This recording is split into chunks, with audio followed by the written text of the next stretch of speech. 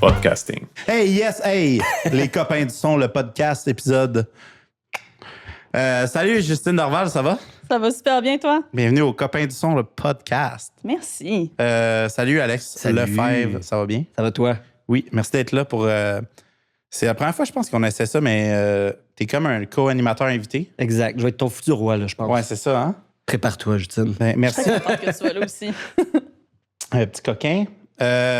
Je vais juste expliquer rapido comment l'idée nous est venue de t'inviter, mais en fait, c'était ton idée.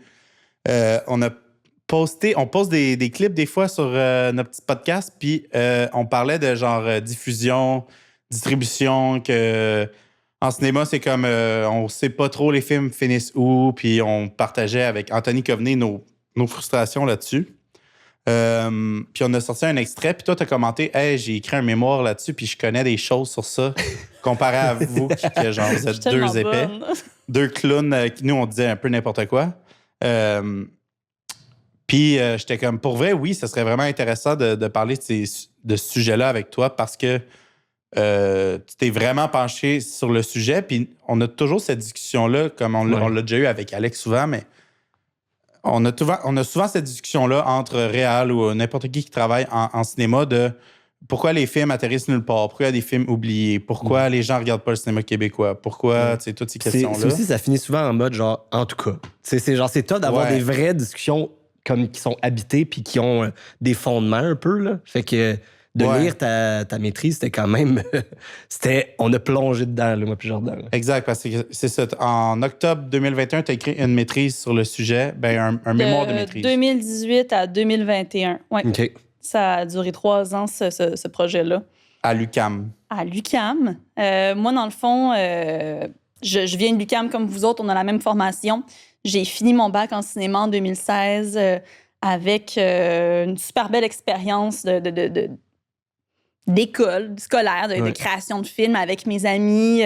Tu sors de l'UQAM, t'as plein d'idées, t'as beaucoup d'énergie, t'as le goût d'exister aussi dans ce milieu-là, puis tu te mets à travailler sur plein de projets. Ben là, d'abord, tu commences au bas de l'échelle, fait que des fois, c'est un peu difficile. Puis en parallèle, tu travailles sur des projets de cœur avec tes amis, puis tu te donnes, t'es souvent pas payé. Puis c'est très, très intense. Puis j'ai comme rapidement eu un petit épuisement, moi, dans ce travail-là de plateau. Puis je me disais... C'est tellement frustrant parce que là, on travaille tous comme des fous pour faire des films. Puis, si on est chanceux, ces courts-métrages-là vont être pris par des distributeurs de courts-métrages. Ouais. Si le film a assez bien landé, il va se retrouver en festival. Puis là, t'es comme, bon, qui se retrouve en festival? Ouais, exact. Dans les projections de courts-métrages. C'est ta famille, tes amis, l'équipe de tournage, puis la famille, les amis, puis l'équipe de tournage des autres films. Ouais, exact. Ouais, c'est fou, là. Dans la programmation, puis c'est correct, c'est super. Au moins, ces gens-là ont accès à un espace pour voir les films sur le grand écran. Mais après, le film, il n'existe plus. Puis je trouvais ça tellement frustrant de travailler super fort sur des films pour que ça amène à ça. Puis je me disais, c'est pas tant mieux pour le long-métrage, honnêtement. Tu sais, ton film, c'est moindrement qui est un petit peu plus niche ou avec une approche d'auteur, d'autrice plus marquée, ton film, ça se peut qu'il soit pris en salle, un peu plus commercial, mais il va rester 1 semaine, 2 semaines selon le box-office. Il y a plus de clubs vidéo. Ouais. Les films québécois qui sont achetés par la télé, mettons, pour passer à la télé, passent genre dans des créneaux horaires pas possibles, genre à minuit le vendredi soir. Puis il y a comme plein de plateformes auxquelles on a accès de diffusion de contenu, mais ces films-là ne s'y retrouvent pas nécessairement. Fait que j'étais genre, c'est super. Ouais. Fait que c'était parti d'un bon constat, là. Tu t'es lancé dans un bon constat. J'étais juste comme, OK, on met tellement d'argent quand même dans la production de films. On est chanceux, là, au Québec et au Canada d'avoir accès à ces fonds-là de production qui sont pas parfaits, qui sont pas tout le temps à la hauteur de ce qu'on voudrait faire, mais on a quand même un fonds de roulement, tu sais.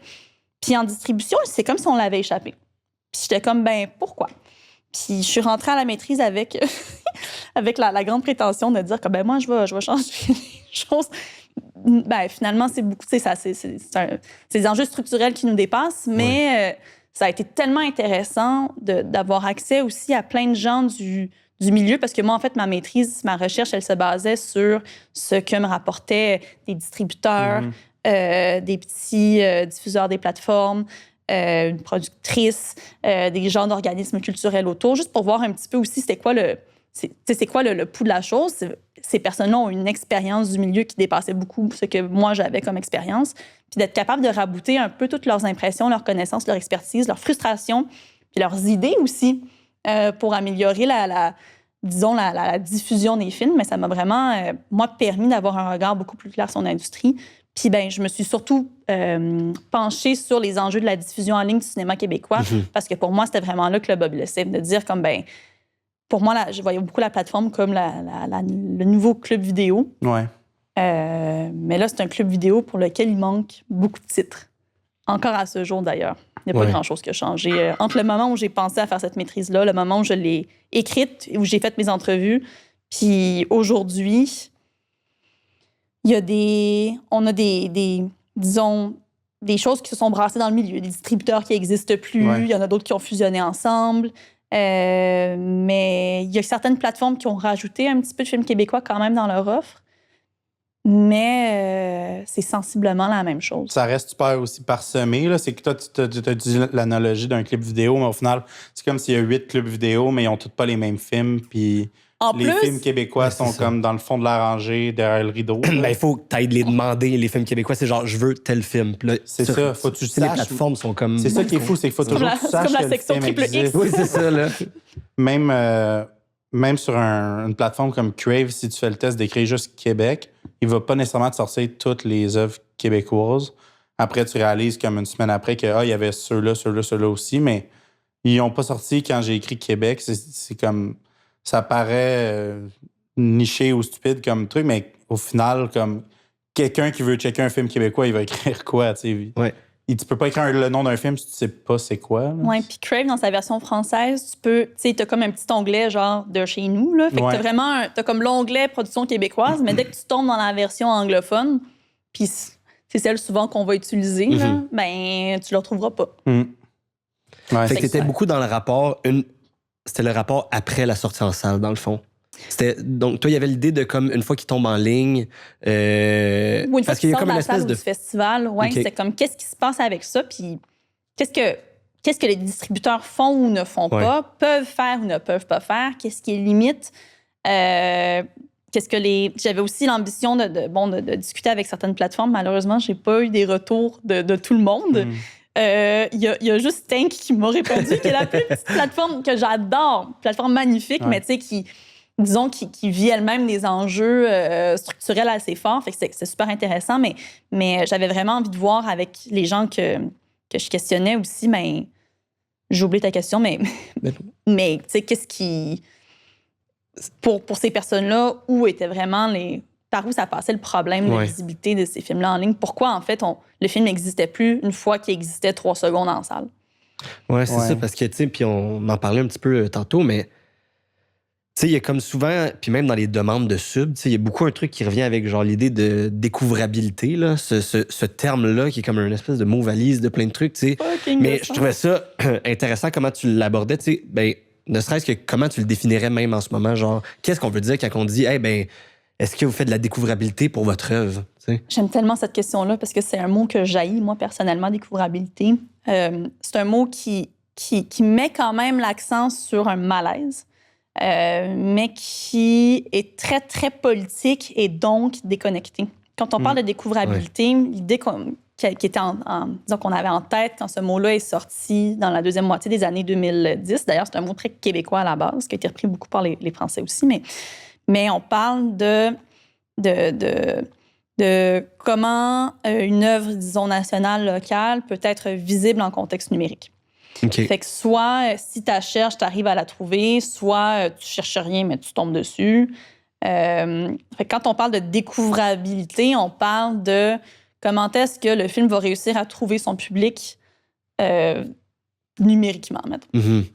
Mais quand on parle de découvrabilité, pour certaines personnes, ça va être, si je cherche un film, je vais être capable de le trouver. Oui, mais si tu sais pas que le film il existe, c'est ça aussi. Il remonte comment, Puis quels sont les lieux où on peut les retrouver tout court, tu sais, comme...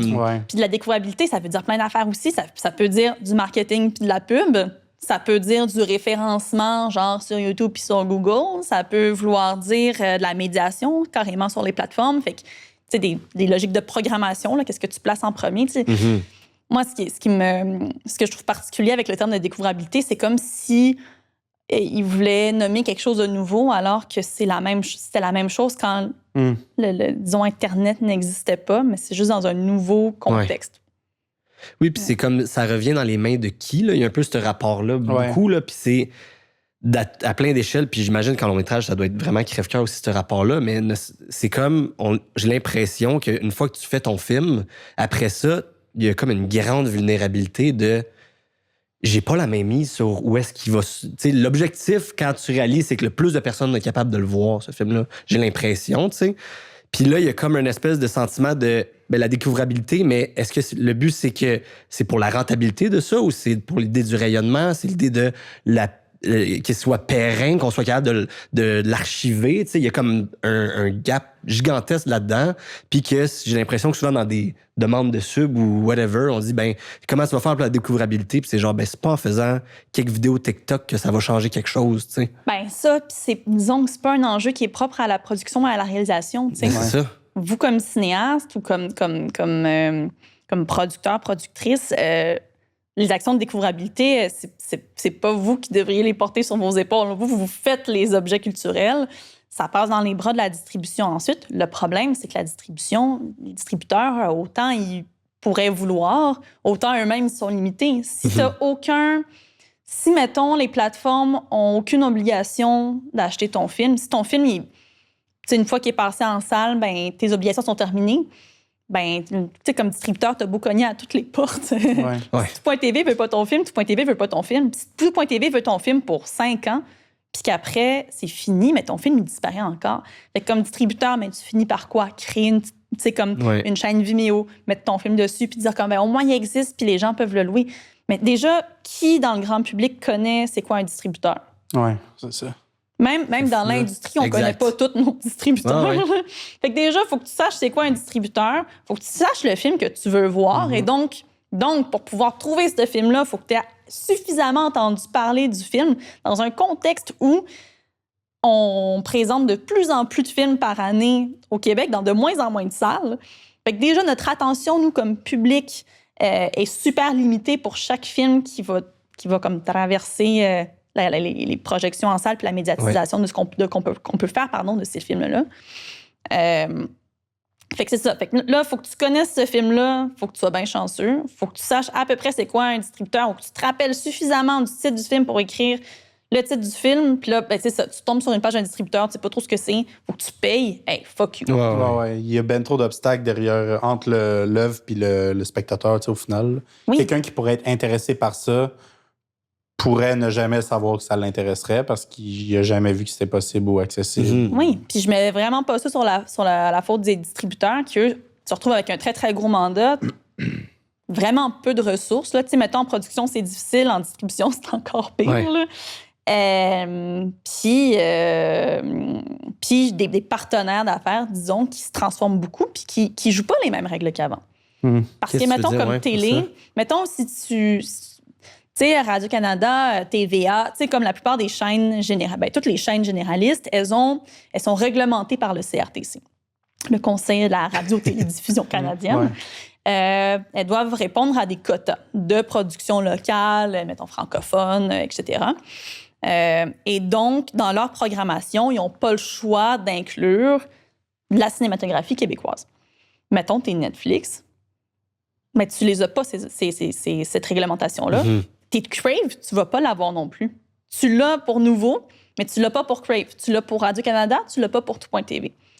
Puis qu'est-ce qui vend le plus? Ça va être la grosse série états-unienne, malheureusement. Fait que ça devient comme super facile de tasser les films qui vont trouver peut-être des publics plus niches. Parce qu'eux-mêmes, mettons, Radio-Canada, ses revenus sont de plus en plus petits. Là, ils ont quand même eu beaucoup d'aide du gouvernement fédéral, mais reste que leurs revenus publicitaires, ça m'insiste de plus en plus.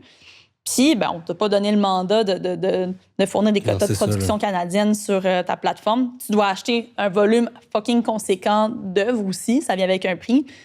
Pourquoi tu le ferais, tu sais? Oui, c'est ça. Ça me ramène à un peu ce que tu expliques. Dans le début de ton mémoire, tu parles d'une loi des années 80 qui a comme jamais passé à cause de lobbyistes. Ben, je pense que c'est la loi de la radiodiffusion, en fait, qui existe depuis très, très, très longtemps, qui existe depuis... en tout cas, qui a eu beaucoup de transformations, là, mettons, mais qui existe... Depuis que l'homme est homme. Ben, qui existe depuis que Radio-Canada existe, tu sais. C'est justement cette idée-là de réglementation, de dire comme, ben nous, on est un drôle de pays, un amalgame de comme plusieurs territoires qui se mettent ensemble.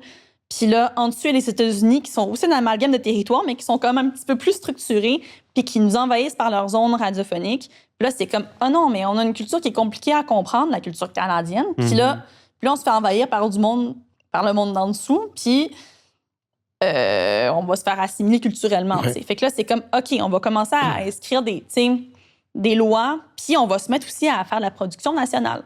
Ça a commencé avec la radio. Fait que c'est de dire comme, OK, non, on a du talent ici, culturellement, on peut exister. On a besoin de se mandater une culture. Là. C'est un peu ça qui s'est passé. Fait que le Radio-Canada a été créé en 1936, la radio. L'ONF en 1939, de dire comme, OK, on va aussi comme posséder notre cinéma, tu sais. Puis la télé est arrivée dans les années 50, Radio-Canada en 1952. Fait que là, c'est de dire comme, OK, tu sais, puis là, tranquillement, il y a une industrie cinématographique privée qui a commencé à émerger puis à être de plus en plus soutenue.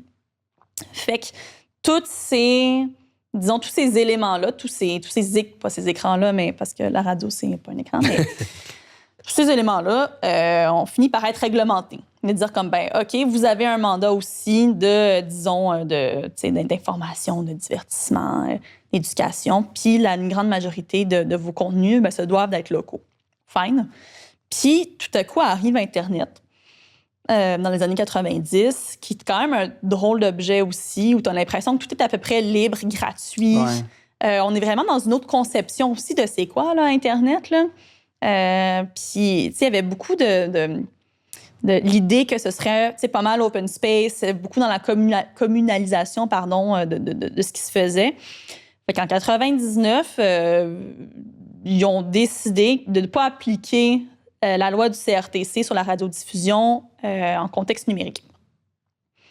Puis, ça s'est comme beaucoup transformé aussi dans les années 2000-2010. Puis, il n'y a jamais eu un désir de, disons, repasser à travers cette loi-là puis dire comme, ben là, il faudrait que ça s'applique aussi au numérique dans tel contexte. T'sais. Je comprends. Mais tu sais, mettons, même aujourd'hui, légiférer sur YouTube, c'est un peu compliqué là, de faire comme X pourcentage, ça devrait être du contenu québécois qui ressort toute l'affaire. C'est comme le feu, il est tellement déjà pris que tu sais pas par où commencer à essayer de l'éteindre. Oui, puis ça fait longtemps qu'on se réveille pas de ce feu-là. Oui. Puis parce que j'ai l'impression qu'il y a un momentum qu'en effet, le but n'est pas d'arrêter ce mouvement-là. Puis il y a du bon aussi là-dedans dans la possibilité de moi avoir accès à plein de trucs qui viennent un peu d'ailleurs. Puis d'avoir une multiplicité d'écrans aussi, je déteste pas ça dans le rapport, mais il y a quand même l'idée de perdre une régionalité qui est très forte. Puis, tu sais, on en parle un peu, mais comme l'aspect de la langue dans la distribution, dans la diffusion, ben c'est important dans le rapport au Québec, là, parce qu'il y a pas beaucoup de monde qui vont écouter des films au niveau cinéma, là, mais des films qui sont sous-titrés. Puis ceux qui vont en écouter des films qui sont sous-titrés, même si c'est un Norvégien, ben il va peut-être aller le voir, le film Richelieu, parce qu'il voulait le voir pareil. Fait que j'ai l'impression qu'au Québec, ben il faudrait quand même faire des films pour aussi notre culture en tant que telle. Oui, dans lesquels on se reconnaît. Là. Exact. Puis d'être capable aussi de... Non seulement ça, mais aussi... On a une liberté de création qu'il y a moins dans certains, disons, territoires où la culture est plus comme hégémonique à travers le monde. Tu sais, genre, faire un film pour Netflix. Puis là, en tout cas, ça se parle beaucoup, là, comment c'est de plus en plus formaté. Ben oui.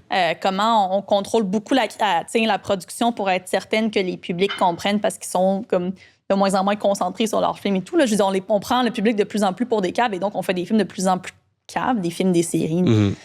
Mais c'est de dire que nous, on est quand même, on n'a pas les mêmes budgets, mais on a beaucoup plus de liberté. On peut essayer des nouvelles affaires, puis on peut disons, bâtir une cinématographie tant nationale qu'internationale qui est riche.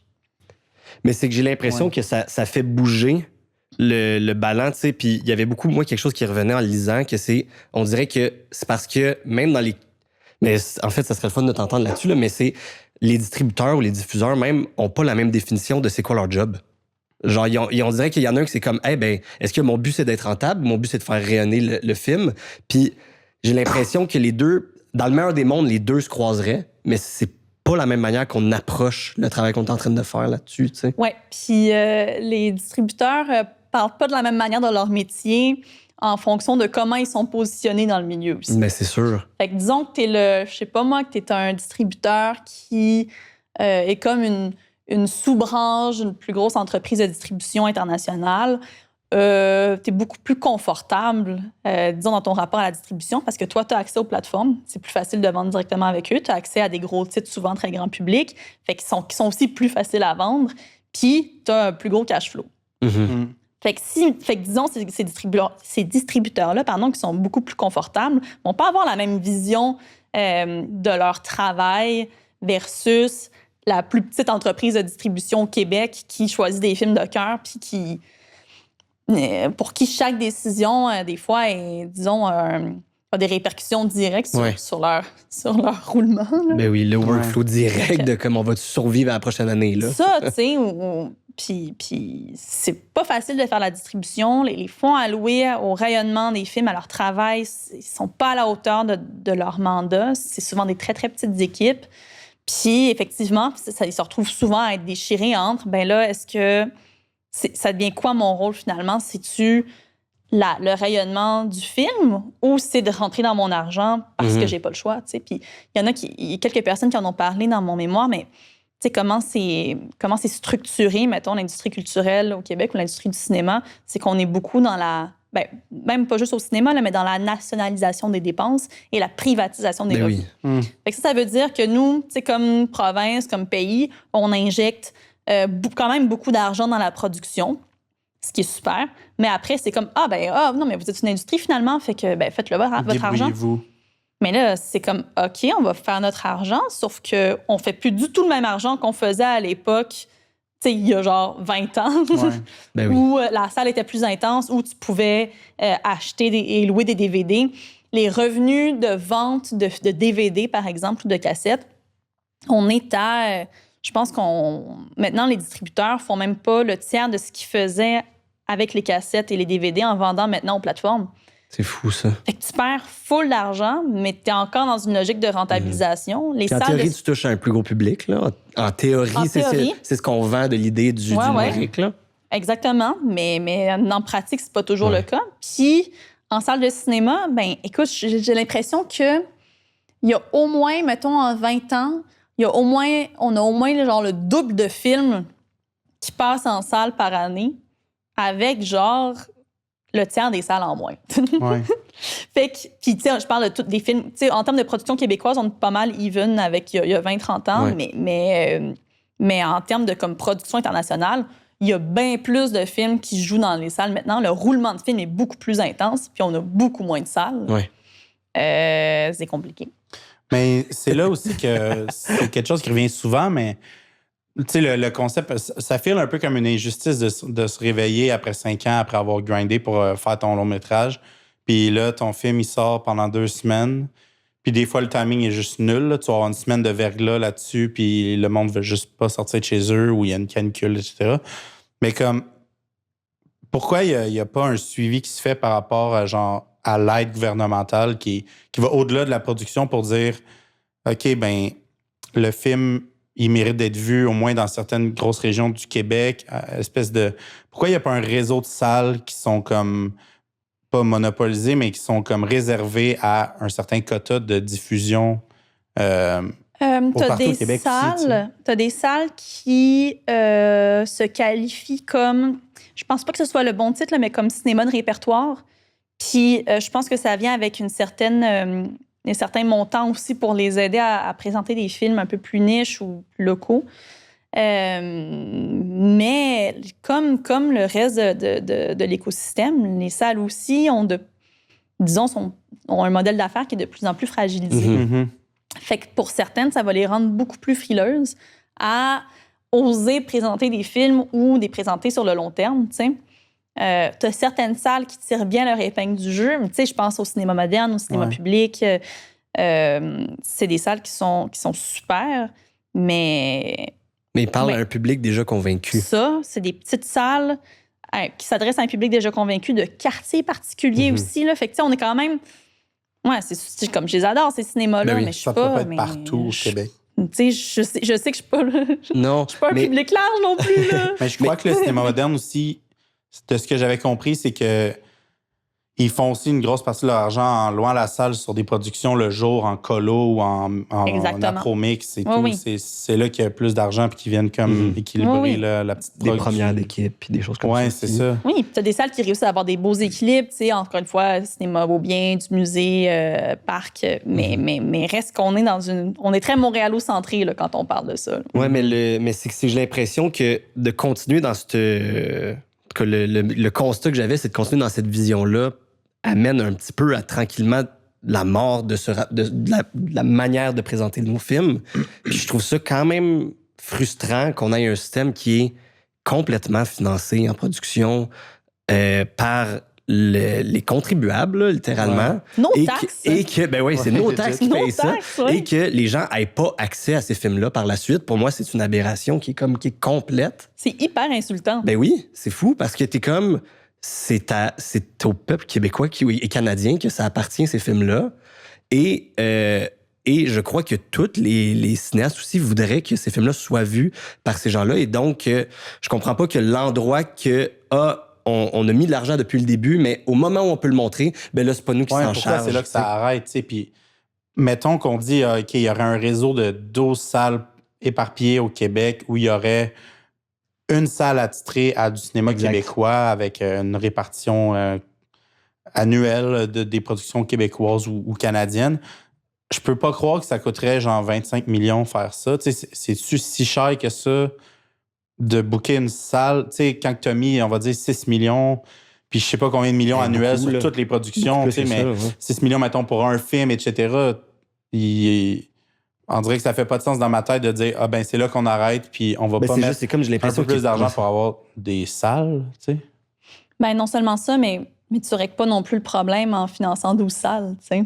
Mettons, là, dans le sens où, comme, c'est vrai, genre, ça pourrait être un super bon premier pas, mais ce financement-là, il serait de combien pour garder les films en salle combien de temps? Sous quelle logique aussi? Tu sais, c'est de dire comme, ben là, tu sais, je sais pas, là, idéalement, c'est de dire comme, ben tel cinéma, genre de Sherbrooke, va présenter peut-être une fois par semaine pendant 6 mois ce film-là. Je dis n'importe quoi. Là, t'es comme, à un moment donné, ce film-là, s'il veut garder son momentum, il va falloir qu'il se retrouve en ligne aussi, là. Parce que c'est le fun, t'es dans un centre urbain du Québec, mettons, mais t'as des gens autour qui se déplaceront pas pour se rendre au cinéma. Je veux dire, nous-mêmes, on se déplace pas pour se rendre au cinéma. Non, c'est vrai. Je vais au cinéma minimum une fois ou 2 semaines, mais je veux dire, j'en écoute des films à la maison, là, puis je suis sûre que vous faites pareil, là, Fait que c'est de dire aussi, ben OK, la salle, c'est une chose, mais nos habitudes, nos comportements. En fait, c'est même pas vrai, ça n'a pas tant changé nos comportements de visionnage, parce qu'avant, on louait les films. Fait que nos comportements de visionnage, disons, se font aussi beaucoup à la maison. Il faut l'accepter aussi, mais effectivement, qu'il n'y ait pas de soutien ou de réglementation autour de ça, c'est un non-sens. À partir du moment où on décide, comme société, c'est un choix de société là, de financer la production de nos films, de dire on fait plein de films quand même. Là. On fait à peu près une 60aine de films par année. Là. Oui, puis on est chanceux parce qu'il n'y a pas de grande place dans le monde où c'est ça. Il y a comme en Angleterre, ici, puis il n'y a pas de grand système où que c'est financé, que tu n'as pas à aller trouver des sales agents qui vont vendre ton film avant qu'il soit fait pour pouvoir tomber en production dessus. C'est un luxe qu'on a, mais qui est comme avorté un peu. Mais ça, tu peux-tu en parler de ça? Parce que on en parlait l'autre jour, tu es allé au TIFF il y a cette année? Oui. Dans un lab, genre, avec d'autres créateurs canadiens, puis même des créateurs eux de Toronto. Là, quand j'essayais de leur expliquer qu'est-ce qu'il y avait que nous autres par rapport à... Parce que c'était des trucs de production. Même en Ontario, c'est comme 14 fois plus tough juste produire un long métrage. Ben, ils ont un autre rapport, c'est une autre vision, puis qui est une vision qui est plus globale, mais qui est aussi dans un rapport... mercantile de la chose, là. C'est comme comment je suis capable de le vendre, c'est quoi mes points de vente, c'est quoi le casting que j'ai d'associé là-dessus, c'est quoi la rentabilité de la chose. Puis ils capotaient de voir qu'est-ce qu'on a au Québec, puis ça m'a comme fait vraiment réaliser de OK, on est vraiment chanceux là-dedans, puis on peut chialer souvent. On pourrait construire là-dessus. Ben oui, exactement. C'est comme d'essayer de faire rapidement, pour faire financer un film, il faut que tu t'associes avec la production, mais l'argent pour aller la faire lever de tout ça, il y a beaucoup d'argent aussi qui vient des sales agents, que c'est... Tu veux aller le présenter en Suisse, mettons, là, ton film, ben il faut que tu ailles pitcher ton film à du monde là-bas. Ils sont comme, parfait, nous, on va le mettre dans telle salle, on te donne tant d'argent qu'on veut de ça, puis c'est comme ça que tu montes ta structure. C'est comme des préventes. C'est des préventes que tu as, mais ce qui fait aussi que quand il est prêt, ben ils ont un momentum de feu, parce qu'eux, ils veulent le sortir, le film, pour rentrer dans leur argent. Fait qu'on est comme un petit peu en décalage de ce rapport-là. Et en même temps, il y a comme une beauté d'être en décalage de ce rapport-là, mais ça l'implique de donc se lancer. Moi, ma vision de la chose, c'est de se lancer à fond dans l'idée de ils n'ont pas besoin d'être rentables, ces films-là, parce que, puis tu l'as même dit, il y avait quelqu'un qui le disait, qui était comme, même les films qu'on se veut rentables ne sont pas rentables. Au Québec. Écoute, tu sais, comme peut-être Crazy puis Nouvelle-France, là, mais ça commence à faire longtemps. Ben oui, mais tu sais, des films qui se veulent, les films de l'été, tu sais, même les gros films qui se veulent, les blockbusters de l'été québécois, ben c'est eux qui font le plus d'argent au Québec, mais ils accotent pas le budget qu'ils ont reçu. Fait qu'on n'est pas plus rentable là-dedans. Non, c'est ça. Non, puis je sais pas à quel point c'est... Comment je peux dire ça? Je sais pas à quel point on gagne de l'argent à rendre ces films-là pas visibles. Exactement, c'est ça. Fait que c'est comme si on perd au change dans la vision que j'ai, c'est que cet objet-là qui pourrait être considéré devenir de la culture est pas capable de devenir de la culture parce que les gens sont pas capables de se le partager. Donc, l'objet, il est pas rentable, donc il devient même pas ce qu'il pourrait, la force qu'il pourrait y avoir. Alors que le gros est fait, là, le film, il est fait. Tout fait. Tout est là. Il pourrait devenir un objet comme collectif. Il est même pas capable de devenir dans le collectif. Fait qu'on est juste comme... On est dans les limbes, là, j'ai l'impression. On patauge dans de la boîte un peu. La chercheuse va comme apporter un petit peu de théorie avec ça, mais en théorie des industries culturelles, on parle de chaque production culturelle, dans ce cas-ci un film, chaque film comme un prototype. Comment dire, tout ce qui est culturel relève malheureusement, ou en tout cas c'est comme ça, d'une industrie quand même, qui veut pas des objectifs mercantiles. Mais la raison pour laquelle une production culturelle n'est pas une production industrielle comme une autre, c'est qu'à chaque fois, la production, le produit, il est différent. C'est un prototype. Que tu pourras pas, même si tu fais un sequel d'un film, c'est pas la même affaire. En tout cas, c'est difficile à décliner, tu sais. Fait que c'est comme si on faisait sans arrêt des prototypes, mais qu'on les testait pas dans le réel. Fait qu'on fait juste des prototypes dans le vide. Puis tu sais, même... en tout cas, soit on les fait disparaître, soit on les entrepose en ligne en quelque part. Puis, en tout cas, j'ai envie de rebondir là-dessus. Il y a beaucoup d'artistes qui se prononcent dans les médias puis qui disent comme « Ah, il faudrait vraiment un endroit pour héberger un film une fois que sa vie commerciale est terminée. » Puis je suis assez d'accord avec ça. Mais ça implique parfois, j'ai l'impression, dans ces réflexions-là, qui aboutissent peut-être pas assez loin, qu'un film, une fois qu'il est en ligne, sa vie est un peu terminée. Puis là, c'est comme, si tu veux le chercher, tu vas le trouver. Plutôt que de dire comme, non, c'est pas, on peut pas penser la diffusion numérique juste un espace où le film il va mourir. Comme on pensait pas un club vidéo en tant qu'espace où les films vont mourir. C'est juste un espace où les films vont vivre différemment. Mais pour faire vivre ces films-là différemment, tu peux pas non plus les entreposer sur une plateforme. Une plateforme, c'est pas la panacée. Là. C'est juste l'espace actuel qu'on a pour pouvoir placer le plus de films possible puis qu'il soit le plus accessible possible à tous et à toutes. Mais à partir de là, une fois que tu le mets en ligne, il faut aussi que tu lui donnes un boost.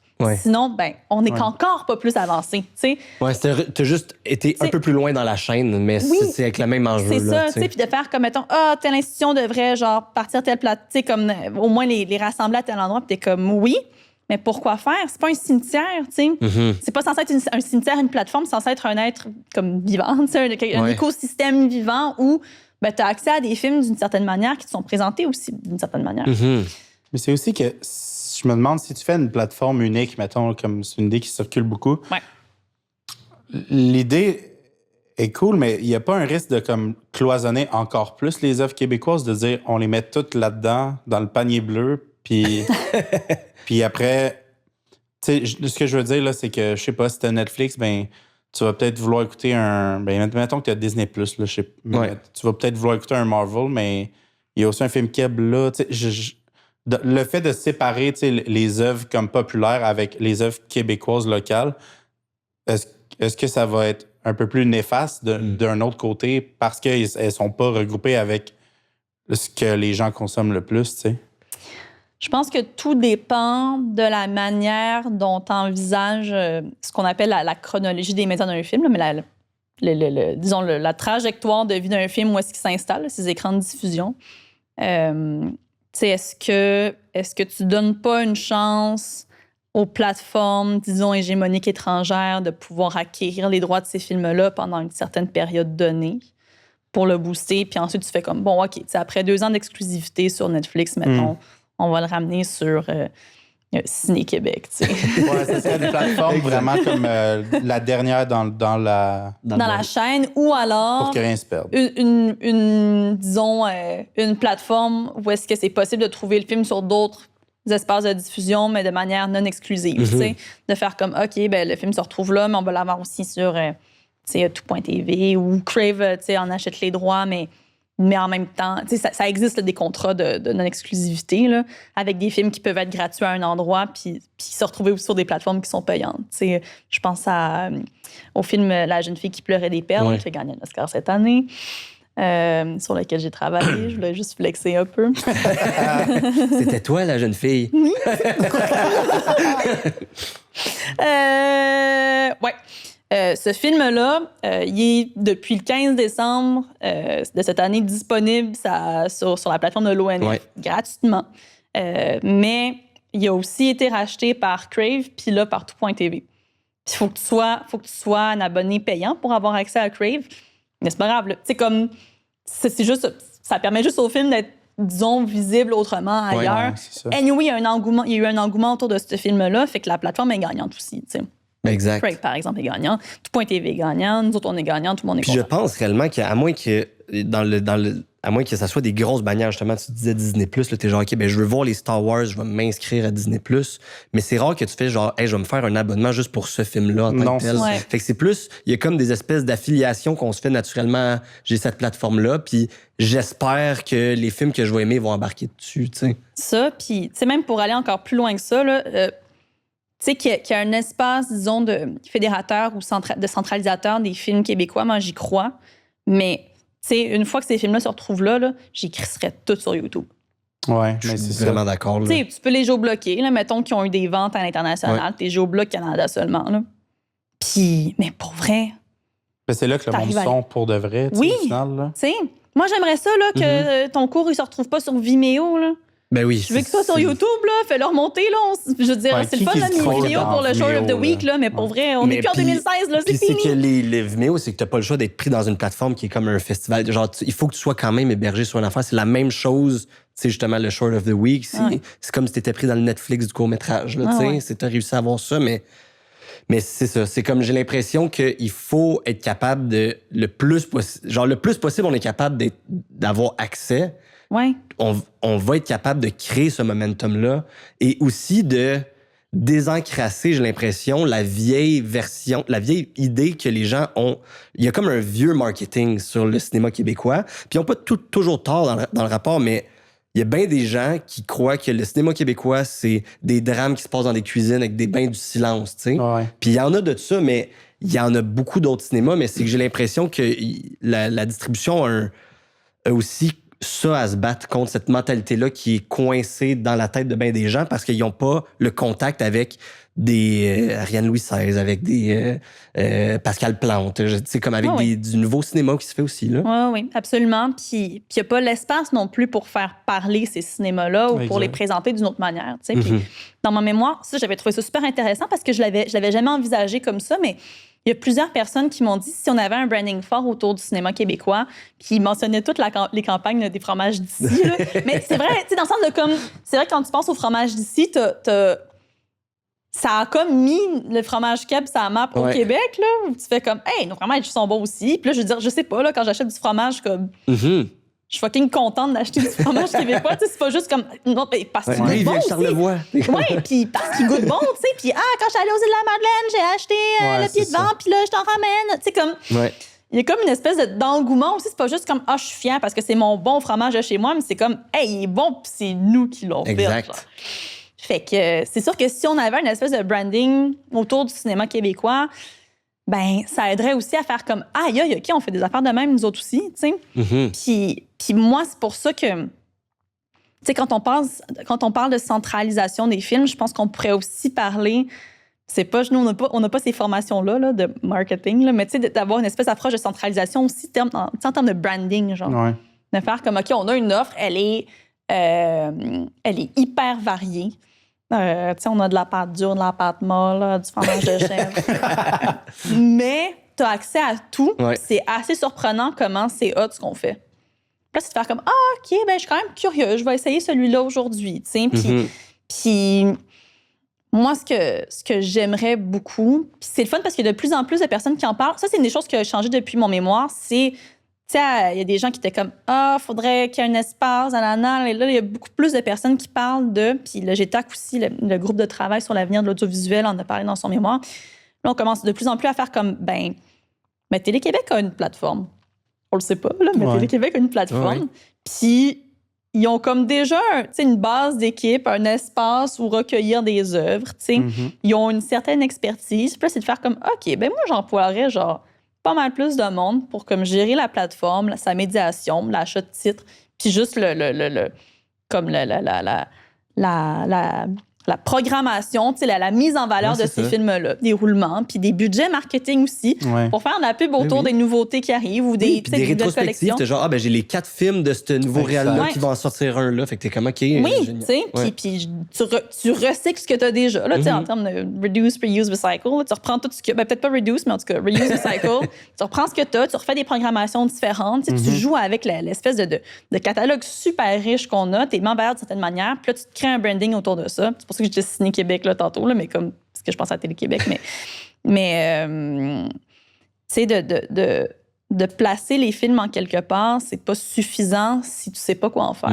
Ouais, c'est ça. Puis il faut que tu les mettes en scène, tes films, pour les rendre plus attrayants. Ben oui. C'est à la fois poche parce que c'est un peu marketing, puis en même temps, c'est la même affaire qu'on fait dans les musées. Non, puis c'est exact. Puis t'as besoin, tu sais, puis même t'en parles de genre, tu sais, comment tu veux que les jeunes y aient accès à des choses qu'ils connaissent pas. Déjà, à la base, tu as besoin de le remettre en valeur tout le temps puis de le réactualiser. Puis qu'il y ait un petit peu de médiation culturelle qui se fasse autour. Oui. Puis, Chris, tu fais, en parallèle de ça, Télé-Québec, ça fait un petit channel YouTube, Ciné Québec, là, puis tu refais plein, justement, tu fais un compte avec plein de chaînes dedans, différentes, justement, là, des catégories, des carousels. Puis... Joe, il va faire des danses TikTok pour mettre ça Moi, oui, mais tu sais, c'est ça qui est intéressant parce que la structure est déjà là au final, tu sais, comme la majorité de la job est faite. C'est pas comme, faut chier ça de zéro, là, puis faut inventer ça. Comme ces structures-là existent, il reste juste à les adapter, à leur donner un peu plus de moyens. Pour vrai, si le ministère de la Culture et des Communications disait demain, OK, on donne X millions de plus à Télé-Québec, vous avez 2 ans. Pour bâtir de quoi. Parce que là, on n'est pas pressé. De toute façon, on est en retard. Ouais, c'est ça. Fait que vous avez 2 ans pour penser à quelque chose, pour vous bâtir une équipe, pour comme rendre la plateforme plus performante.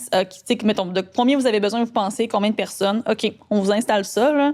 Puis, comme on crée de quoi de pérenne dans laquelle on va être capable de se retrouver numériquement. Fait que oui, on a un espace peut-être plus... disons, on a le site, là, la plateforme, où est-ce que les gens qui veulent vraiment vont se rendre. Puis, t'as d'autres écosystèmes, genre YouTube, par exemple, où les gens qui savaient pas qu'ils voulaient ça vont peut-être se retrouver avec un court-métrage qui n'ont pas vu venir et qui pourtant répondent exactement à ce qu'ils pourraient chercher parce que l'algorithme fonctionnait en faveur. Puis parce qu'ils ont un endroit où aller chercher aussi. Là. Aussi, s'ils veulent chercher, soit où aller chercher, soit où juste comme se laisser prendre par une recommandation. Oui. Puis, pour revenir au volet aussi plus comme promotionnel, une plateforme comme ça qui serait vraiment plus prise en main permet de les mettre en valeur un peu plus, ces films-là, parce que souvent, on travaille sur des productions, puis en court-métrage, c'est inexistant, là, tant qu'à moi, le côté comme promotionnel d'un film. Mais tu sais, mettons, on va faire une série télé ou quelque chose. Pour mon expérience personnelle, souvent, c'est soit on va nous engager pour faire du contenu web que le diffuseur a demandé, c'est complètement déconnecté de ce qui fonctionnerait ou de ce que le public veut ou de ce qui se fait sur certaines plateformes. Mais là, t'es payé, il y a 14 personnes qui disent leurs commentaires. Tu sors la vidéo sur TikTok, le trend est mort depuis 6 mois. C'est cringe à fond. Ouais. Comme, mais j'ai vraiment... l'impression que c'est leur vision de c'est quoi la découvrabilité. Là, c'est genre du réchauffé. C'est super dinosaure, puis c'est comme si c'est pas pris au sérieux. Moi, ça m'insulte des fois ça m'insulte pas d'être payé pour faire ces contenus-là, mais au final, tu sais, c'est comme on va faire des entrevues avec les acteurs qui nous parlent de leurs personnages qu'on n'a pas encore découvert parce que la série n'est pas sortie. Puis là, c'est comme mon personnage s'appelle Zachary, puis il va vivre toute une aventure. Je peux pas trop vous en dire. Puis là, c'est comme qui va aimer ça? Genre, qui va écouter? Qui va être comme, c'est sûr que je m'abonne à la TV. Je prends le code. Aïe, Zachary, j'ai envie de connaître ton histoire. C'est fucking triste. Puis moi, c'est un truc que je pense de plus en plus. Puis on voit certains créateurs, genre, mettons, Alec Prono est fucking bon là-dedans, je trouve, mais il prend de son bord. Il est comme... tu peux pas comme faire confiance à cet appareil-là pour dire, vous allez vendre ma série. On dirait que ça tombe sur les épaules des créateurs qui n'ont pas d'enveloppe pour ça, mais que c'est comme, moi, je vais en faire des memes sur ma série. Moi, je vais aller parler dans des podcasts ou whatever. Alex, c'est un cas à part dans le sens où il a fini son bac en cinéma en 2015, puis il faisait déjà... Il était comme presque juste sur le web. Là. Tu sais, je veux dire, il a grindé là, en termes de création numérique, ce gars-là. Là. Puis dès le départ, c'est un filon qui a pogné. Là. Puis c'est pas tous les créateurs qui ont envie d'aller là-dedans non plus. Oui, il faut. C'est pas tout le monde. C'est pas si t'as fait un long métrage. Non, c'est des codes différents. C'est une expertise différente que lui s'est bâti. Puis c'est vraiment cool. Puis il en faut plus. Mais c'est correct si t'as pas ces skills-là. Oui, c'est ça. Mais il n'y a pas d'appareil qui existe pour dire, hey, nous, on sait comment on va le vendre ton film ou comment on va le faire rayonner. Puis souvent, on dirait que c'est comme des partenariats un peu forcés avec genre 2 influenceurs qui sont à la première, puis là, ils ont fait un vidéo. Ouais, puis tu sais, c'est ça. On dirait que c'est comme 4 personnes dans un bureau qui sont comme, aïe, qu'est-ce qu'on va faire pour parler aux jeunes? Puis c'est comme, ils sont où les jeunes? Ils sont pas autour de la table, ils sont nulle part, tu sais. Puis c'est triste que ça retombe sur le dos des créateurs de dire, ben, moi, j'ai pas le choix, dans le fond, si je veux qu'on parle un minimum de ma série ou que je tombe pas dans l'oubli. Il faut que je me retrousse les manches puis que je crée une petite page de meme, genre. Puis c'est un peu triste.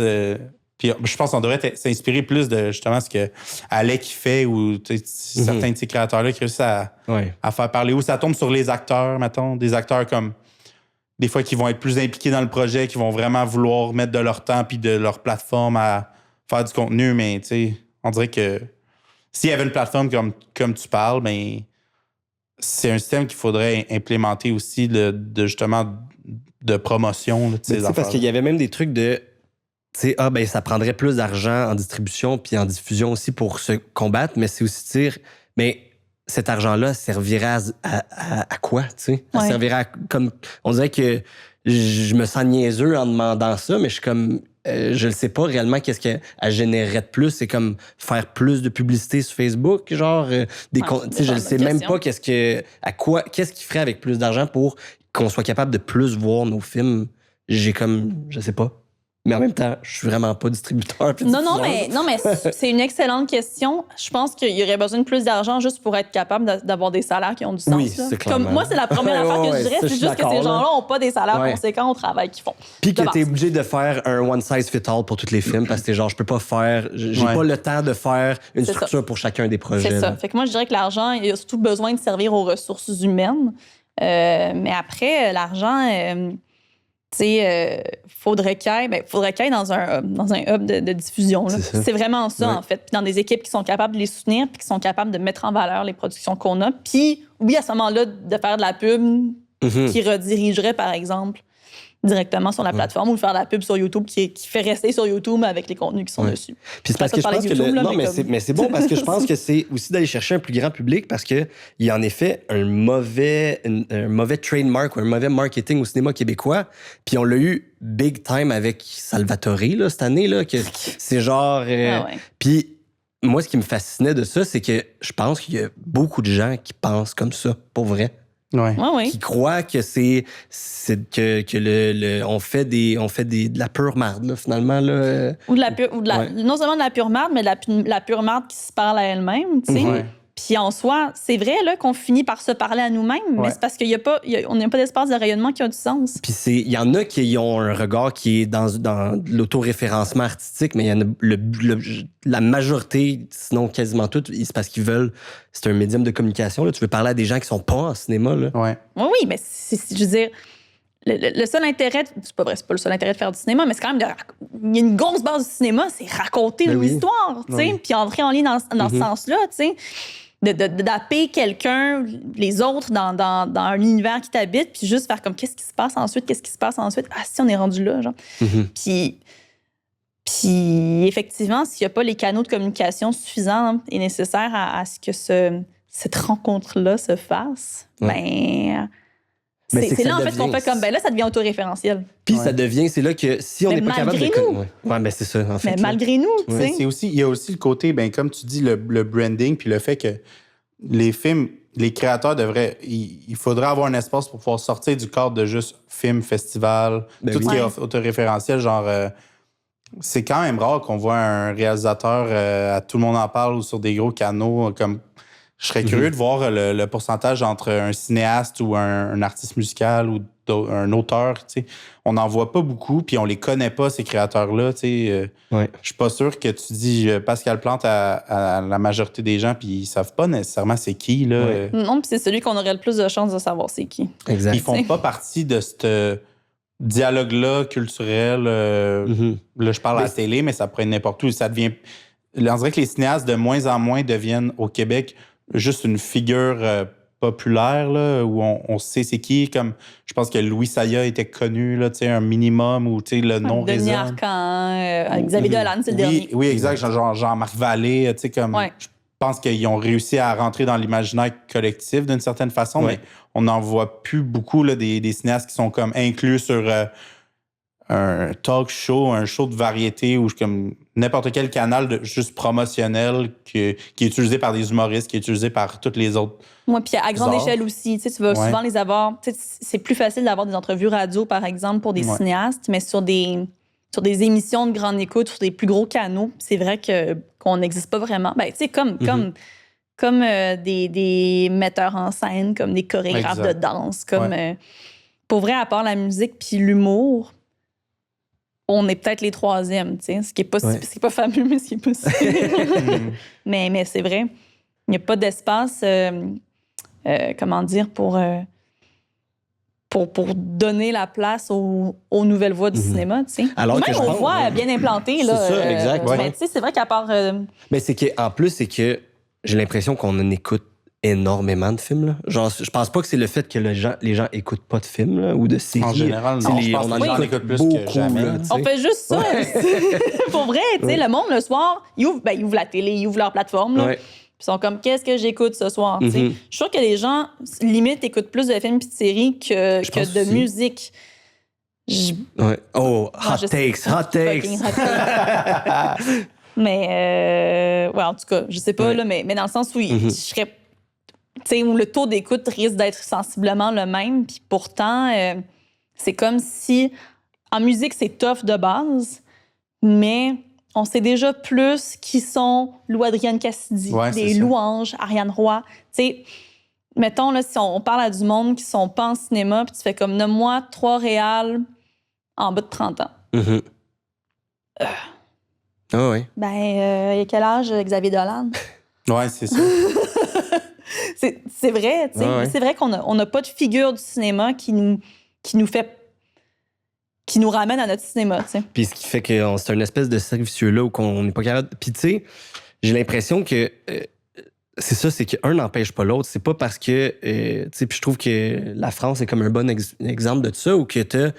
En France, ils en écoutent quand même là, des blockbusters, mais ils valorisent aussi grandement leur cinéma régional. Oui, mais ils investissent en esti. Ils sont beaucoup plus que nous aussi. Là. La France, c'est 70 millions de personnes. Nous, on est 8 et ou 39-40, là, dépendamment de quelle échelle Québec-Canada. Mais puis, non, ils investissent puis ils légifèrent en esti aussi. Là. Genre, Netflix avait des quotas à remplir de production française sur la plateforme en France. Fait que oui, ça fait en sorte aussi que la culture, elle est plus visible. Les cinémas sont beaucoup plus subventionnés, les cinémas à vocation art et essai. La structure n'est pas la même. Elle est beaucoup plus pensée, justement, sur la longue traîne, tu sais, de la production jusqu'à la plateforme. Ouais. C'est bon, il y a un certain soutien qui est peut-être pas parfait, mais au moins, il y a de quoi qui dit comme, ben oui, là, on finance et donc on va soutenir aussi. Mais ça permet que ça vit, puis qu'il y a des gens dans les salles de cinéma qui écoutent, puis il y a un vrai, de vrai gros star system là-bas, là, tu sais. Puis, tu sais, en se comparant à la France, c'est vrai qu'on se diminue aussi, mais si tu regardes par rapport au reste du Canada, notre star system, il est full fort. Ouais, c'est ça. Tu sais, on a une cinématographie qui est beaucoup plus consommée au Québec que dans tout le reste du Canada, tu sais. Ouais. Mais qu'est-ce qui a chié? Parce que, tu sais, on en parlait, là, ça fait longtemps, là, l'affaire de, mettons, Mélanie Joly, là, qui négociait avec Netflix et tout. C'était comme... Qui a négocié avec Netflix. Ouais, mais c'est ça. C'est-tu parce qu'on n'a aucun pouvoir de négociation? Il y a du lobbying qu'on ne sait pas. Tu sais, au final, il n'y a rien qui nous empêcherait de les mettre, ces quotas-là. Est-ce qu'on a peur que ces plateformes-là juste arrêtent de servir le... on a essayé d'en mettre. Là, le projet de loi C11 qui est sorti au début des années 2020. Ça avait été porté par Steven Guilbeault en premier, je pense, là, mais qui voulait légiférer sur la production, la place de la production canadienne, mais médiatique de manière générale, fait aussi de l'information sur les plateformes. Mais ce qui s'était passé avec l'information, c'est que Facebook, Meta, juste fait fuck you aussi, ils ont tout coupé. Puis tu sais, il y a aussi la nouvelle légifération qui s'est faite pour que les plateformes étrangères investissent, tu sais, comme donnent l'argent au Fonds des médias du Canada pour investir dans le contenu. Puis présentement, ben, ils sont en cours pour réfuter cette loi-là, tu sais, pour dire qu'elle n'est pas juste et tout. Fait que le FMC a comme plein d'argent en banque, puis ils sont super contents, mais comme ils attendent juste qu'il y ait un jugement qui se rende avant de le dépenser, parce que si le jugement n'est pas en leur faveur... Oui, c'est ça. Fait que notre pouvoir, il est à la fois limité parce qu'on se prend beaucoup en retard, mais en même temps, comme c'est pas une priorité nationale aussi, le poids est moins fort. Oui, parce que dans l'opinion publique, il n'y a personne qui veut ça. Au final, même, tu as Louis Morissette là, récemment dans les médias qui a fait une tournée, puis les commentaires, c'est que les gens en ont rien à foutre. Là, généralement, là, il y a beaucoup de gens qui alimentent le mythe de comme ben les artistes sont gâtés pourris, sont millionnaires, etc. Mais c'est parce qu'ils voient les 4 mêmes artistes à télé tout le temps. On parle, ça représente pas une communauté ou un art au complet. Fait on dirait que c'est peut-être un combat que personne veut faire parce que l'opinion publique s'en bat les couilles un peu. Oui, c'est un peu là fou la poule. On n'est pas assez visible, fait que on a l'impression que c'est justifié qu'on soit pas assez visible, mais là, c'est pas vrai. Oui, mais on n'est pas assez visible, fait qu'on n'est pas capable de se rendre justifiable, tu sais, un petit peu. Fait que c'est comme... j'ai l'impression que si on n'arrive pas à être plus à même de rendre ces films-là visibles puis à les promouvoir d'abord, ce qui veut dire investir plus d'argent puis être comme plus bold dans la protection puis la valorisation de nos œuvres, ben il y aura jamais de shift dans l'opinion publique, dans le rapport qu'on entretient à la culture. C'est d'accepter que pendant un certain moment, pendant quelques années, ça sera pas du tout rentable, ça va être déficitaire de tout ça pour avoir une espèce de fondation plus solide par la suite. Ouais. Puis c'est tough parce qu'on est un peu comme tu parlais même pour le journalistique puis tout, mais on est dans une ère dans la découvrabilité de la chose, l'idée de devoir monétiser du contenu puis monétiser en général tout ce qu'on consomme, ça devient de plus en plus complexe puis les gens veulent juste le plus facile, le plus rapidement. Ouais. Puis ça, c'est au détriment de tout ce qui est des trucs qui sont plus difficiles à mettre une valeur dessus qui est justement monétaire, dont la culture puis le patrimoine, tu sais. Oui, puis on le finance déjà, tu sais. Ben c'est ça. C'est juste là, c'est comme là, on est perdant à la chose parce qu'on a beaucoup d'argent qui part là-dedans. Ce qu'on investit par citoyen dans la culture, c'est pas beaucoup là, en termes de tout ce qu'on paye d'impôts.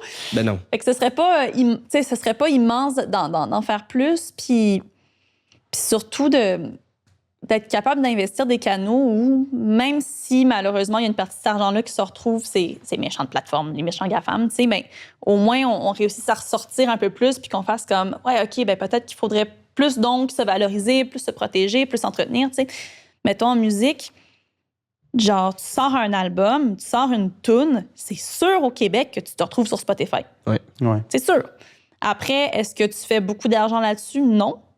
Mais t'es écoutable en quelque part que tout le monde va ou presque, tu sais. Puis il y a un gros réseau de festivals au Québec en musique où en plus, il y a plein de festivals financés, on a beaucoup de festivals de cinéma aussi, mais ce que je veux dire, c'est qu'on n'a pas de Spotify du cinéma, nous autres. Ouais. Je reviens à YouTube, là, mais dans le sens où ça vient avec plein d'autres enjeux structurels, mais au moins, ça fait en sorte qu'on a quand même un certain accès. T'sais, oui, là, ça va être difficile de tomber dessus si tu n'écoutes déjà pas de contenu Keb, mettons, mais au moins ils sont là. Puis il suffit que quelqu'un t'en parle. T'sais, c'est comme. Ouais. T'as pas le choix de partir en quelque part de toute manière. Puis il y a un aspect de. Je veux dire, quand on en parlait tantôt, qu'on était c'est déjà pas rentable, ben, tu passes 5 ans et plus à faire ton film. Je pense pas que même s'il y a un succès, je vais faire plus d'argent. Fait que aussi bien que tout le monde puisse l'avoir accès. En tout cas, dans ma perspective de la chose, je m'en sac qu'il fasse de l'argent, là, finalement. L'argent va pas me revenir dans les poches à moi de toute manière. Mais le monde aurait aussi moins l'impression de se faire voler. Ben, ouais. Oui. Parce que là, vraiment, tout le monde est comme, les artistes vivent avec nos taxes. Oui, puis on a une très mauvaise personne conception, voit c'est quoi? ce que les artistes font. Fait que ce mythe-là est juste alimenté. Ben oui. Oui, c'est vraiment épais ce que je veux dire. En fait, c'est pas si épais, mais c'est un peu épais. Là. C'est comme aller au parc. C'est épais, finalement. Non, mais tu sais, mettons, tu vas au parc. Là, pourquoi tu irais au parc? C'est nos taxes qui payent nos parcs. Oui, ben oui, exact. Je m'en vais au parc Maisonneuve, sur le Mont-Royal. L'entretien de ces espaces-là, c'est nos taxes. Parc Moule-Sud. Même pas comme les petits parcs, les gros parcs. Je veux dire, c'est grâce à l'argent des contribuables si, genre, les arbres sont bien entretenus, s'il y a des chemins qui sont passés, si c'est si agréable, même s'il y a fucking de monde d'aller au Parc Laurier l'été, tu sais, ben on les a investis. On investit notre argent, mais on investit aussi ces lieux-là, on y a accès, on en profite. Il y a personne qui va dire au Québec, en tout cas, ce serait surprenant, genre, on investit vraiment trop dans les parcs, c'est cave. Ouais. Il n'y a personne qui va dire ça parce qu'on reconnaît, de un, on pense même pas qu'on investit, investit de l'argent dans ces espaces-là, mais on reconnaît aussi la valeur de ces lieux-là. Si on me disait, vous pourriez sauver 5 cents par année, mais on n'aurait plus de parcs, les gens feraient comme, ah? Ou tu sais, genre, la CEPAC, ah, quoi? Mais non, mais Ben, notre système au grand complet, il est subventionné. Le système de façon, santé, d'éducation, de routes, nos entreprises sont subventionnées. Ouais, oui, de base, mais c'est de faire comme, mais c'est là que ça devient de plus en plus insultant, c'est de faire comme, on pourrait renverser la roue en faisant comme, ils sont accessibles nos films, genre. Ben oui. Oui, vous payez pas, mais au moins ils sont gratis. Puis là, tu fais comme, OK, mais... Puis là, la personne qui est comme full réfractaire va peut-être finir par faire comme, j'ai écouté un film, c'était pas, je suis Sophie Durocher, je vais juste bâcher. Mais il y en a peut-être d'autres qui vont faire comme, finalement, tu sais, puis... Exact. En tout cas... je sais pas, moi, je vais revenir au court-métrage parce qu'on est parti de là, mais genre, je suis comme, un court-métrage, c'est court, là.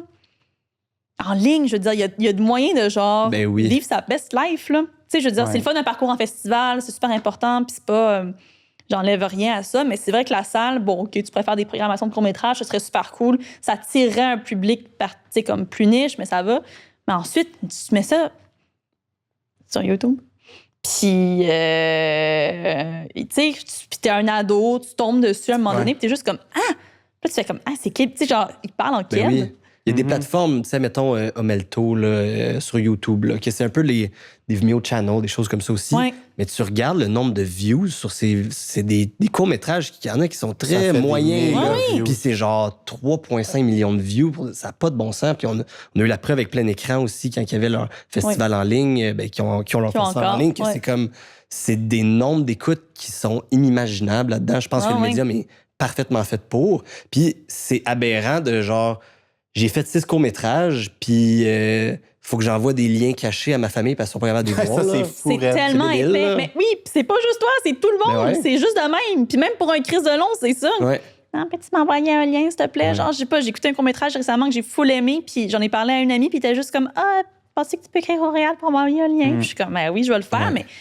Ça n'existe pas. Il n'y a pas d'espace pour héberger ces petites pépites, là. Chaque court-métrage est une petite crise de pépites. Puis on n'a pas accès à nos petites pépites, les gars. C'est un marché noir. C'est un marché noir du cours, tu sais. Des screeners, là. J'étais avec une amie cette semaine. Elle me parlait de Zigra et d'André Turpin. Puis elle était comme, faudrait que tu vois ça, c'est un de mes films préférés. Je suis comme, cool. Fait que je fais comment? Puis là, écrit André Turpin. Elle dit, t'inquiète, je l'ai numérisé à partir d'une VHS de l'UQAM, là, 6 ans. Fait que Ça n'a pas de bon Je sens. pourrais te l'amener. Là, j'ai un DVD gravé de ça.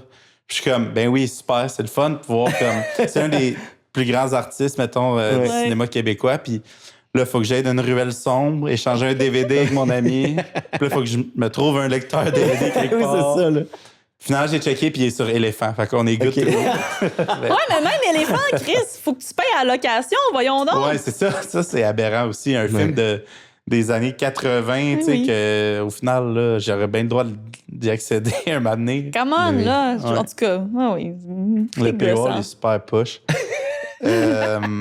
Ça fait pas mal le tour, je pense. On a fait combien de temps, Jacob? Oh yeah. Hey, t'as le compas dans l'œil. Mais là, moi, là-dedans. j'aimerais finir avec mes questions. Ah, c'est les TikTok. rafales, Oh là. my Prépare-toi. Parce qu'il y a une chaîne que j'aime trop sur TikTok. C'est des chefs. Ils passent des des body chefs counts. en entrevue, puis là, ils demandent le meilleur resto de pâtes, le meilleur resto de... nanana. Puis là, c'est en rafale. Puis j'adore ça. Fait que pourquoi pas avec le cinéma québécois. Oh my Hey, t'es God. venu Je prêt, t'ai là, pas averti Jordan. d'avance, puis toi non plus. Fait que ça se peut que vous ayez juste pas d'idée. Tu sais, fait que c'est pas grave. Mais tu serais déçu. Ouais. Ben non. Je l'ai vu dans sa face. Ouais, c'est ça. Film québécois en rafale. Est-ce que vous êtes prêts? Oui. Je pense que vous pouvez répondre les deux. Celui qui pop de quoi? Le film le plus drôle au Québec. Moi, la bête lumineuse, là. Ouais. J'ai vraiment. Je me C'est marre. vrai que c'est drôle. J'ai vu plus d'une fois au cinéma, j'ai perdu de vue le paysage, qui est au moment où on se parle actuellement en salle. Oui, il est là, là. C'est un long métrage documentaire. Hmm. C'est tellement drôle et le fun. Courez le voir. Ah ouais, C'est-tu parfait. Sophie Bédard-Marcotte? Exactement. Ok. Oui, Ok. qui est habituée de faire des films drôles. Ouais, Pour moi, c'est je pense que c'est le plus drôle. C'est tellement charmant. Ah ouais, hein? Oh oui! Fait que finalement, 2 de cul. Deux de plus cul, drôle, c'est là. J'adore impressionnant. ça, là. 2 de cul de l'ONF. Ouais. Drôle! Ah, c'est chiant Ouais. pour de faire en flic quand même. Oui. Un film qui fait pleurer, ça arrive des fois? Oh my God. Moi, je pleure pas. Non? Moi, je pleure tout le temps au cinéma, mais le film qui m'a fait le plus brailler, c'est Le Temps de François Delisle. Ah ouais. Ouh! Ah ouais, hein? Ouais. Ça, c'est avec il y a l'utilisation de photos, là, c'est Ouais, ça? c'est un photofilm. Ok. Et je sais pas c'est quoi le vrai terme pour parler de... C'est un photofilm. Puis c'est un film d'anticipation sur le dérèglement climatique, sur 3 époques différentes, genre sur à peu près 200 ans. C'est terrifiant, mais ça te donne espoir. Mais Ok. j'ai pleuré tout le long. J'étais juste Ah ouais, comme, hein? on est fuckés. T'es genre, parfait, on est mort. Puis, mais à la fin, ça a bien fini, puis j'étais comme un peu réconciliée avec mon éco-anxiété, mais ouais, c'est le film qui m'a fait le plus pleurer. Ah ouais, hein? Je sais pas vous, mais moi, je pleure plus quand c'est joyeux dans les films. Ah! Genre, ils ont gagné le tournoi. Yes! Oui. Ah, mais c'est pas un film québécois, mais genre It's a Wonderful Life, là. Ouais. Non, je sais pas si ça vous dit quelque chose. Moi, non. Oui. God. Ah, en tout cas, c'est un film qui se passe triste, puis à la fin, ça finit bien, puis tu sais, genre, il retrouve sa famille, puis en C'est tout là cas, que tu craques. oh mon Dieu, t'es juste comme la vie est tellement belle, Oui, c'est finalement. Ouais, c'est ça. Ça prend le. Mais Ben, moi, non, c'est un bon film de Noël. Ouais, ben c'est ça, ça se passe. Puis c'est un film états-unien, mais de gauche quand même. En tout cas. Ah, ouais. C'est à cause de ça. C'est rare. le parti pris politique qui t'a fait pleurer, là. Je sais pas. Au Moi, Québec, j'ai- nous, on fait juste des films de gauche, hein, parce Ben que oui, c'est on payé avec sait, nos c'est taxes. bien dit. Pas juste des films de gauche. Ah, ça, c'est le 1, là. Ah oui, dit trop. Ouais. Un gars en chess. Un conspi en chest. Hein? Un conspi en chest. Oui, c'est ça. Meilleur film pour guérir d'un hangover. Ouf. Tu sais, t'es benché, t'es en jogging, Ouais. t'as mal à la tête. Hey, bonne question. Attends, c'est bon, là, ça. Parce que moi, le go-to de ça, c'est vraiment Ah. Toy Story, là. Mais c'est Ah, pas, ouais. je pense pas que c'est Keb, ça, je pense. Je pense au Québec, Prank, ça en est un bon pour Ah ça. ouais. Ah, hey, Juste des j'aurais. ados qui niaisent. Ouais, c'est bon. La femme de mon frère, je pense que je l'écouterais. Ah un peu. ouais, bonne idée. Ouais. Ouais. Sauf si c'est un film drôle. Ouais. Ça aurait pu être ça, puis Simple comme Sylvain. Simple Ça aurait pu comme être Sylvain, le ça film aurait pu drôle être aussi. drôle. Mhm. Ça aurait pu être drôle. Ça aurait pu être vraiment marrant. Ça serait Tous vraiment des fait bons drôle. choix. Meilleur biopic, parce qu'on en a fait beaucoup au Québec, des biopics. Hey, je Y en pense. a-tu un Ben meilleur? là, le Rocket, là. Maurice Richard. Ah ouais. Dur à battre. Non, non, mais Dédé, là. Ouais, moi, Je pense c'est ça que j'allais dire, c'est Dédé, Dédé à travers les il brumes. est là, C'est il très est bon, quelque là. part. Ouais, il est là. L'aider à travers les brumes, moi, ça m'avait quand même Montre-le. vraiment Tu l'as, marqué. Dédé? Ouais, Non, c'est là. Ouais, il est là. Ah non, il est dans ce film-là. T'es sûr? non, il est pas là. Oui, Oui, il est là. le film de Stéphane Lafleur, c'est drôle aussi. Ouais, c'est vrai. Mais pleurer, je vais revenir sur pleurer. Moi, j'ai pas dit mon pleurer, Ouais. je voulais le dire. Mais j'ai pleuré beaucoup sur Café de Flore. Ah, OK. Il faisait, tu sais, du monde qui s'aime, mais qui sont plus ensemble. Là. Il me parlait. Puis sinon, quoi d'autre que j'ai pleuré, vous voulez le savoir aussi? Ouais. Vas-y. J'aimerais que t'en nommes 10. J'en ai juste déjà. Ton top 10 des films à pleurer. Le film le plus joli, là, le plus comme wow. Tu sais? Ah, Les oiseaux ivres. Ouais. Wow. Ouf, ça, c'est wow. Ouais. Ah, c'est tellement beau, là. T'as des scènes qui commencent, des séquences, puis t'as des frissons, man, tellement c'est beau. Je pense que c'est un des films... Ben, ça paraît, là, c'est une co-réalisation et la co-réalisatrice des deux, c'est la directrice photo du film aussi, Sarah Michera, qui a un immense talent. Puis, tu vois que le film est raconté en images. Là. Comme vraiment, là. Mais il y a des moments qui, genre, tu sens juste dans ton corps, là. Ouais. Des grosses séquences cinématographiques, là. T'es comme, on s'en va où, là-dedans, là, mais t'es comme, I'm in. Toi, Alex? Hey, je sais pas pour vrai, là. Bon, prochain épisode. Dites-le en commentaire, c'est quoi mon film le plus fort. Oui! Film d'ado. Ben, Prank, là. Prank, ouais, film d'ado, c'est vrai. Mais d'ado que t'as écouté quand t'étais ado? Parce que quand j'étais ado, ça pourrait être crazy, mettons. Ben oui, je pense que ça marche parce qu'au final, les ados, ils aiment pas nécessairement juste les films d'ados, tu sais. Ça, c'est vrai. Quand on est ado, des fois, on aime les films un peu adultes. Oui, puis Crazy, en même temps, c'est comme hyper grand public, là. Oui. C'est vraiment un bon film pour ado aussi, là, parce qu'il est ado tout le long du film. Ben oui, presque, c'est là. genre son évolution complète, là. Oui. Moi, j'avais adoré ça. J'étais allé au cinéma, mais j'avais rien compris. J'ai compris comme la deuxième fois que je l'ai vu des années après qu'il est homosexuel. Ben voyons. Genre, j'étais juste un enfant. C'est comme, la musique est tellement bonne. Ouais, là. je trouve ça hot. Genre, mais je comprends rien à l'histoire. Je sais pas j'avais quel âge, mais j'étais peut-être nul, là, mais ouais. J'ai compris comme... J'ai pas compris, à la fin du film, là, qu'il était homosexuel ou whatever. J'ai rien compris de l'histoire, mais j'ai adoré ça. C'est bon. comme, I'm in. C'est correct, c'est un bon feel. Ouais, c'est comme, le Québec dans le temps, c'est comme nostalgique, c'est entraînant, mais... Tu sais, j'étais trop jeune pour le film, là, ça a l'air, mais j'aime ça pareil. C'est parfait. Non, On n'est pas obligé de tout comprendre au cinéma. c'est ça. Laisse-toi porter par l'histoire, là. Exact. Même si tu ne comprends pas. Un film que qui m'a donné cet effet-là, Langue universelle. Ah Ouais. oui! J'ai pas compris grand-chose, mais j'ai adoré toute mon expérience. Ça, c'est un film drôle. Sur le film. On fait plein de films drôles. C'est vraiment drôle. Je pensais à Jean-François Caissier aussi, Ben oui. Jardin d'enfants. On fait tellement ça a de pas de films bon sens, drôles. Ça, c'est pissant pour le vrai. C'est- là. Oh my Il y a God. ben trop de fluide corporel dans ce film-là. Hey, moi, je suis C'est ça sortie qui aime la mort, là. fatiguée de ce film-là. Ben J'étais oui. juste comme... ouais. Oh my God, mais Faut c'est payer horrible d'être plus, un les- enfant. Oui, ça aussi, là, j'étais juste comme... Je voudrais que toutes les éducatrices en Ouais, CPE et éducateurs aient des salaires à 6 chiffres, là, mais aussi comme... Oh my God! Être un enfant, c'est pas facile. Non. C'est vraiment à voir, ce film-là. Oui, mais c'est hilarant. Oui. Le meilleur film perdu. Espèce de film obscur qui est trouvé à nulle part, qui vous a marqué. Ah! Ben, plein de films sur éléphants, là, mais...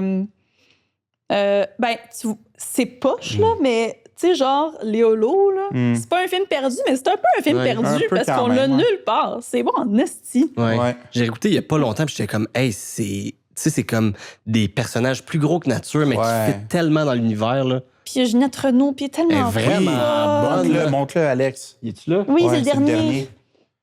Ah oui! Dieu merci, vous êtes là! Léolo.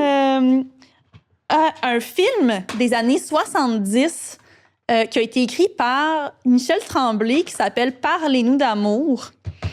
Ça, c'est perdu. Mais c'est... Tu peux le retrouver sur Éléphant.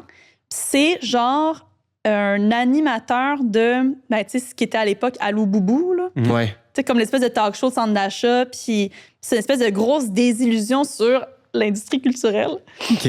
mais qui passe autour de ce personnage-là. C'est tellement bon, là. Ça, c'est un film perdu. Puis j'aimerais aussi dire un film perdu canadien Ah ouais. que j'ai vu cet été au cinéma moderne. Tu sais, on parle jamais de cinéma canadien, mais genre, j'ai enfin vu pour la première fois un film d'Atom Egoyan OK. Ah ouais. qui s'appelle Exotica. C'est tellement bon. C'est genre un de ses premiers films. Je pense que oui. Puis, en tout cas, si jamais vous avez la possibilité de voir Ouais. ce film-là, c'est un film, je pense, des années 80 ou début 90, mais qui pourrait tellement genre avoir été produit aujourd'hui aussi, là. Ah ouais, C'est hein. tellement bon, là. Mais j'en Quelle écoute- grande histoire. hey, les films canadiens, c'est fou comment Ouais. je connais rien des films canadiens. Ouais. là. Mais Zéro. les Canadiens connaissent encore moins les films canadiens que toi, tu sais. Non, Ouais, mais c'est vrai, là, eux autres sont, tu sais, genre, oui, là, ils sont vraiment Ouais. plus intenses avec leurs distributeurs, mais c'est parce que ils Ah, grind vraiment plus ouais, que hein. nous Les autres. Trailer Park Boys, ils ont fait des films. Ah, ben Ouais. tu vois. C'est canadien. eux autres, ouais. Ouais. Moi, les films, je pense pas que c'est perdu, mais tu sais, genre de Voleur vit en enfer, là, de Robert Morin, tu sais. Oui, ben, tous les films de Robert Morin, ouais, c'est là. ça, là. Bien sûr, madame. Ouais, puis même, ou même, ben là, c'est pas Robert Morin, mais tu sais, dans le. C'est ça, c'est que je pense pas que c'est perdu, mais comme le temps des bouffons, là. Ouais. C'est Ouais, des- ouais. Mais celui-là, il y a quand même. Lui, il a été rip-off, il Ouais, est sur ouais. YouTube. Il y a Ah, ouais. vraiment un lore autour du temps des bouffons. Là, si tu vas sur YouTube, il y a full de views. C'est un court-métrage, ça, en plus, le temps des Ouais, bouffons. il sort sur TikTok aux Ça 2 vit tellement semaines. bien. Ouais, c'est. Aux 2 semaines? Oui, oui, il y a des pages comme souverainistes qui leur C'est- parlent. Ah, ouais, puis hein. Il est vraiment comme. C'est ça qu'il faut Il faire, en est fait. perdu, mais au final, le monde ne savent pas que c'est un court-métrage. C'est juste une vidéo. Comme... OK. Faut juste Ils pensent appeler que les c'est eux autres qui ont, que c'est genre le gouvernement qui l'a mis, là. Ben, c'est comme c'est un autre film là, de Falardeau que j'ai oublié le nom, mais il y a le PFK Kid dans Ouais. le Ouais. film, tu sais, puis c'est Julien Pissou. Poulin qui l'interviewe. Ouais, c'est ça. C'est très bon film, mais c'est pas tout le monde qui sait que le PFK Kid, c'est dans un film, là, cette Mhm. affaire-là, mais... Ouais, c'était pensé que c'est les premiers Vines. Ouais, c'est ça. Dans le temps des vrais. Ah, Good Times, Vine. Pour vrai. Un dernier, peut-être... Ah, t'as aussi L'eau chaude, l'eau frette d'André Forcier. Ouais. C'est fini. Ah, nice. Un film tellement Oh nul... non, c'est pas vrai. Ah, vas-y. Oh non, asti, ce film-là qui est incroyable, qui est inspiré d'un film de Réjean Ducharme avec une petite... Ah, crotte. Je vais revenir à la fin. Mais c'est tellement bon, là. C'est... J'ai juste la vallée des avalées, puis c'est pas ça. Je vais revenir. Je m'excuse. Pas de Entre-temps, un film tellement mauvais qu'il est très bon. Moi, Il y en a au Québec, là. Je Non. l'ai jamais vu.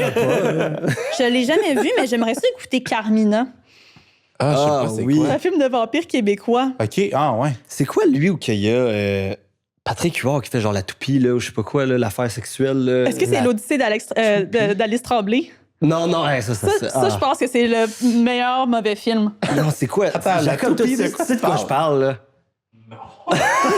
Il est genre, c'est avec Éric Canuel, là, qui l'a réalisé, là, pis c'est genre tout en Dutch, genre sépia, puis il est comme, c'est lui qui joue un peu un bad boy, puis il y a comme une grosse scène. Ça m'avait marqué, là, j'étais jeune quand j'avais vu, puis il est comme Patrick Huard tout nu, puis il fait spinner une fille sur lui, genre. Hein? Est-ce que c'est C'est- Bon Cop, Bad Cop 1? C'est ça Non, que j'allais non. dire, parce que Non. toi, t'es Dutch avec Ouais. une espèce de couleur bizarre. Je pense pas que c'est bon comme. Hey, mais peut-être j'ai rêvé à ça, là. Il faudrait écrire à Patrick Huard. Hey, écrivez en commentaire si ça existe, ça, là. L'appel est lancé, Patrick, mon Pat. Dernier, Île déserte, tu sais, le film que t'amènes. Le film bonbon, le film que tu peux réécouter 100 fois, le film nostalgique. La question est large. Oh, c'est pas gentil, ça. Mais en cas de doute, je vais y aller avec Crazy. C'est plate, hein? Ouais, hein? Mais je vais le garder pour l'instant. Je vais garder Crazy. Ouais.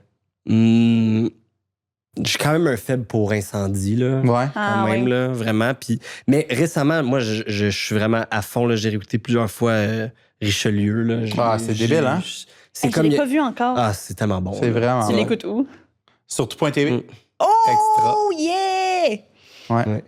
Le film que j'avais en tête, c'était Les Bons Débarras. Ça, c'est bon en Ah, tabarnak. ça, je l'ai pas vu. Ah, Ouais, c'est malade, bon. ça. Ouais, c'est bon. Là, c'est Ouais. fini. Fait que, message à tous, si vous cherchez des recommandations de films, on vient en faire une hostie de gang quand même. Surtout déjà avec un bon Patrick départ. Huard qui existe peut-être pas. Ah, j'ai tellement hâte. Dites-moi en commentaire si ça Allez existe. voir tous les films de Patrick Huard, puis après, embarquer dans nos recommandations. Je pense que c'est vraiment un esti de bon début. Ouais. Puis merci d'être venu, c'était vraiment le fun. Ben oui, merci. Hey, merci trop. à vous autres, c'était génial. Merci Alex Ben, hey, d'avoir ça fait co-animé plaisir, avec moi. merci d'être, On peut-tu faire une poignée de main? Ben, je te plaît. Juste Elle qu'on a comme- pratiqué, hein? Ouais. Attends, faut que je sois proche du micro que Jacob me disait. Ah oui. C'est celle qu'on a pratiquée. Celle qu'on a pratiquée? Ouais. OK. Ouais, on l'a eu. Super. Merci beaucoup.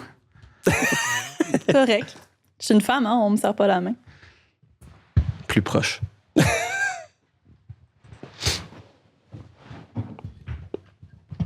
Cinéma québécois.